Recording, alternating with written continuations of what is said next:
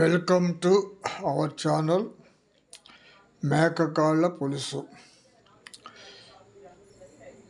With జీడిపప్పు, bread, కొంచెం rice, నిమ్మకాయ ముక్క, ఉల్లిపాయ.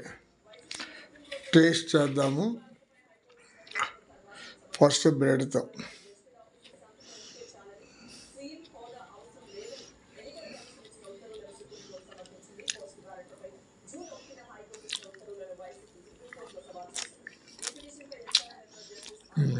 ఉప్పు, కారం అన్నీ సరిపోయినాయి. Super taste. జీడిపప్పు వేసేద్దాం. నోరు ఊరిపోతుంది.